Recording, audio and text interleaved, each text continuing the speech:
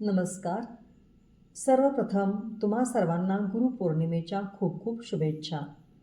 आज गुरुपौर्णिमा आपल्या जीवनातील अंधार दूर करून ज्ञानाचा प्रकाश देणाऱ्या गुरुविषयी कृतज्ञता व्यक्त करण्याचा हा अत्यंत पवित्र सण.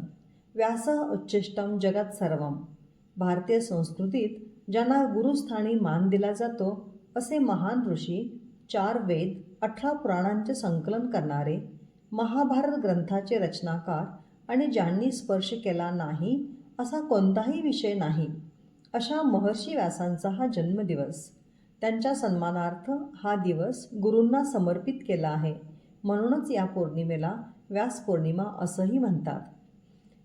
या दिवसाला विशेष महत्त्व आहे कारण याच पौर्णिमेच्या दिवशी आदिगुरु भगवान शिवाने सप्तऋषींना योग्य विद्येचे ज्ञान दिले होते. याशिवाय आध्यात्मिक साधनेने बोधी प्राप्त झाल्यानंतर गौतम बुद्धांनी सारनाथ येथे आपल्या शिष्यांना पहिले प्रवचन दिले तो दिवस ही गुरुपौर्णिमेचाच होता. या दिवशी व्यासपूजनाबरोबरच जीवनात मार्गदर्शन करणाऱ्या गुरुजनांचे पूजन करून कृतज्ञता व्यक्त केली जाते. गुरुपूजन करण्यासाठी गुरुर्ब्रह्मा गुरुर्विष्णू गुरुर्देवो महेश्वरः गुरु साक्षात परमब्रह्म तस्मै श्री गुरवे नमः या पारंपरिक श्लोकाचा उच्चार करण्याची पद्धती प्रचलित आहे. योगायोग म्हणजे ही गुरुपौर्णिमा आषाढ पौर्णिमेला असते. त्यामुळे असं वाटतं की गुरु हा आषाढाच्या चंद्रासारखा असतो. म्हणजे कसा तर आषाढात चंद्राभोवती काळे ढग जमा झालेले असतात. जवळजवळ चंद्र ढगांनी पूर्णपणे झाकून गेलेला असतो. त्याचप्रमाणे गुरु देखील शिष्यांच्या गराड्यात झाकून गेलेला असतो. शिवाय आषाढाचे मेघ खूप जलवर्षाव करतात आणि धरणी मातेला तृप्त करतात. त्याचप्रमाणे गुरु देखील आपल्या शिष्याला ज्ञानवर्षावाने तृप्त करत असतात. आपल्या भारतीय संस्कृतीत गुरुशिष्य परंपरा अत्यंत प्राचीन आणि पवित्र मानली जाते. काही पौराणिक व ऐतिहासिक जोड्यांचा उल्लेख मला इथे करावासा वाटतो. उदाहरणार्थ श्रीकृष्ण अर्जुन, द्रोणाचार्य एकलव्य, चाणक्य, चंद्रगुप्त मौर्य, समर्थ रामदास, छत्रपती शिवाजी महाराज, रामकृष्ण परमहंस, स्वामी विवेकानंद इत्यादी. स्वामी विवेकानंदांना तर लहानपणापासूनच ईश्वर प्राप्तीची इच्छा होती, परंतु गुरु परमहंसांचा आशीर्वाद मिळाल्यानंतरच ती पूर्ण झाली. थोडक्यात काय तर गुरुची साथ असेल तर शिष्य ध्येयाप्रत लवकर व सुखरूप पोहोचतो, नाही तर त्याची अवस्था तुटलेल्या पतंगासारखी होते.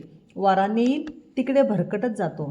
त्यामुळेच तर बहुतेक वेळा यशस्वी व्यक्ती आपल्या यशाचं श्रेय गुरुजनांना देतात. गुरूंनी सांगितलेला शब्द किंवा त्यांची प्रतिमा सुद्धा माणसाचे आयुष्य बदलू शकते. उदाहरणार्थ महर्षी वाल्मिकी, ज्यांचे पूर्वीचे नाव रत्नाकर होते, आपल्या कुटुंबाचे पोट भरण्यासाठी ते दुष्कृत्य करत. त्यांनी रामायणासारखे महाकाव्य रचले, परंतु हे तेव्हाच शक्य झाले जेव्हा गुरु नारदजींनी त्यांचे मन बदलले. याशिवाय तुम्ही ऐकलं किंवा वाचलं असेल की रघुवंशातील राजाने एकदा विश्वजित यज्ञ केला होता. त्यावेळी कौत्स ऋषी राजाकडे आले होते. त्यांना पाहताच राजाने सिंहासनावरून उठून ऋषींना नमस्कार केला आणि आपल्या गुरुसमोर आपण लहानच आहोत हे राजाने मान्य केले. थोडक्यात काय तर राजदंडापेक्षा ज्ञानदंड श्रेष्ठ मानला जातो. अशी बरीच उदाहरणे आपल्या भारतीय संस्कृतीत पाहायला मिळतात. म्हणूनच भारतात सर्वत्र गुरुपौर्णिमा विविध कार्यक्रमांचे आयोजन करून मोठ्या उत्साहात आनंदात साजरी केली जाते. खरं तर आपले पालक हे आपल्या आयुष्यातील पहिले गुरु आहेत. त्यामुळे त्यांचे स्थान सर्वोच्च आहे आणि गुरूंचे स्थान भगवंतापेक्षाही श्रेष्ठ मानले जाते. कबीरजींनी देखील आपल्या दोह्यामधून गुरूंचे महत्त्व पटवून दिले आहे. अगदी बारकाईने विचार केला तर मला वाटतं निसर्ग हा देखील आपला मोठा गुरु आहे. निसर्गातील प्रत्येक सजीव निर्जीव घटक आपल्याला काहीतरी शिकवत असतो. फक्त आपल्याला घेण्याची किंवा शिकण्याची दृष्टी असायला हवी. उदाहरणार्थ लहानात लहान मुंगी आपल्याला सातत्य, शिस्त, एकी, स्वाभिमान शिकवून जाते.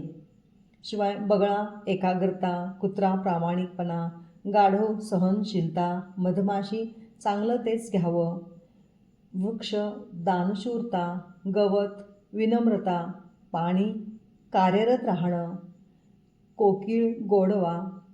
थोडक्यात काय तर निसर्ग हा देखील आपला गुरु आहे. त्याचा सन्मान आदर करायला हवा. म्हणूनच म्हटलं जातं, बिनभिंतीची उघडी शाळा, लाखो इथे गुरु, झाडे वेली पशुपक्षी यांची दोस्ती करू. थोडक्यात काय तर ज्याच्याकडून आपण जे गुण घेतो तो आपला गुरु. आजच्या आधुनिक युगात ज्ञानाची भंडारं मोठ्या प्रमाणात उपलब्ध आहेत, तरीही गुरुचे स्थान अबाधित आहे. कारण गुरु केवळ पुस्तकी ज्ञान देत नाही, तर जीवन जगण्याची कला, नैतिक मूल्ये, आत्मविश्वास शिकवतात. त्यांच्या मार्गदर्शनामुळेच आपण ध्येयापर्यंत पोहोचण्यासाठी सक्षम होतो. पंढरीचे वारकरी जसे विना खाली ठेवत नाहीत, एकाकडून दुसरीकडे देतात, त्याचप्रमाणे आपणही गुरुकडून घेतलेले ज्ञान दुसऱ्यांपर्यंत पोहोचवले पाहिजे. तरच आपल्या गुरूंना आपला अभिमान वाटेल. प्रत्येक गुरुला असं वाटत असतं, शुक्र ताऱ्यासम उजळावे माझ्या तारकांचे जीवन, मी आकाश व्हावे त्या तारकांचे, जीवन व्हावे माझे संजीवन. आणि यासाठीच गुरु पंक्तीतील वाचून तेवत असतात आणि जेव्हा शिष्य चमकतात त्यावेळी गुरुला आपलं जीवन सार्थकी लागल्याचं समाधान मिळतं. खरं तर गुरुविषयी बोलावं तेवढं थोडंच आहे. शेवटी मी एवढंच म्हणेन, गुरुशिवाय आपलं जीवन अपूर्ण आहे. त्यामुळे आज गुरुपौर्णिमेच्या निमित्ताने आपण आपल्या गुरूंच्या प्रती कृतज्ञता व्यक्त करूया आणि त्यांनी दाखविलेल्या मार्गावर चालण्याचा संकल्प करूया. तुम्हा सर्वांना योग्य गुरुचे मार्गदर्शन लाभो अशी ईश्वरचरणी प्रार्थना. पुन्हा एकदा सर्वांना गुरुपौर्णिमेच्या शुभेच्छा. धन्यवाद.